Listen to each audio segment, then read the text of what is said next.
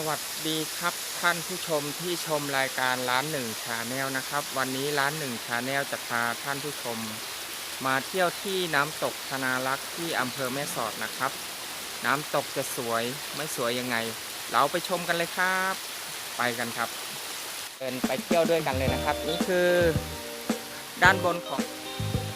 ครับบริเวณน้ำตกธนารักษ์ตอนนี้ร้านหนึ่งอยู่ด้านบนนะครับ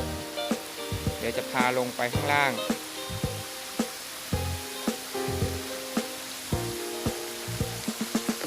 น้ำใสนะครับ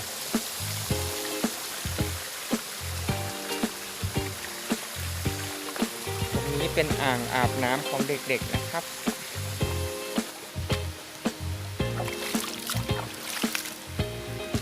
ตอนนี้ก็มีน้องนักศึกษานะครับมาเที่ยว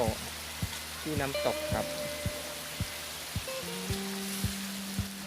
มองขึ้นไปข้างบนก็จะเห็นมีพระธาตุด้วยนะครับแต่ตอนนี้ยังมองไม่เห็นครับสวยงามนะครับอันนี้เป็นอ่างเล่นน้ำนะคร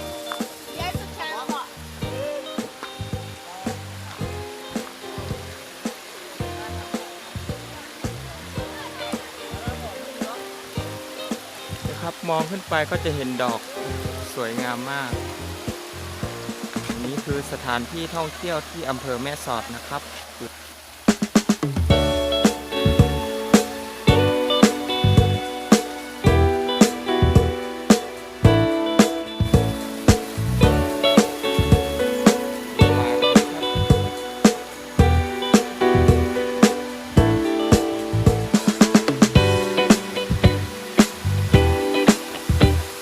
ร้านหนึ่งจะพาไปชมวิว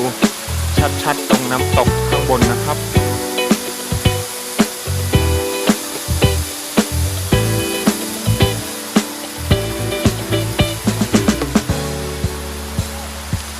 เนี่ยครับมองขึ้นไปข้างบนครับ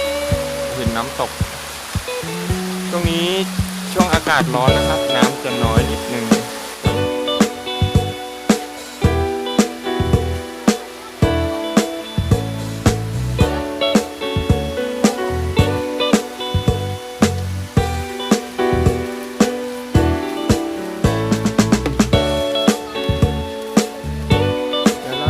ไปรอบๆนะครับสถานที่ท่องเที่ยวเพื่อนๆที่สนใจจะมาเที่ยวที่น้ำตกธนารักษ์อยู่ที่อำเภอแม่สอดนะครับบริเวณน้ำตกจะกว้างนะครับมองไปจะเห็นตัวปลาตัวใหญ่มากครับ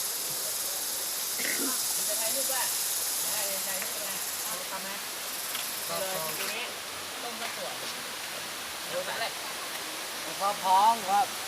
ว่าไงทุกกลุ่มได้ไหมว่าไงทุกกลุ่มห้อง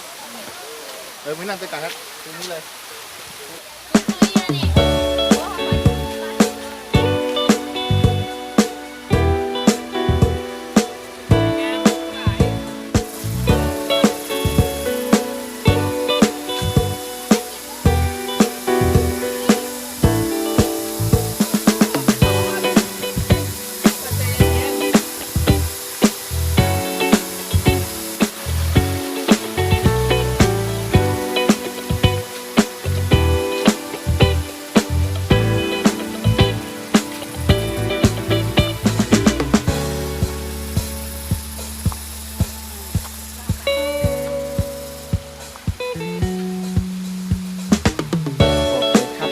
ร้านหนึ่งขอจบคลิปเพียงเท่านี้นะครับ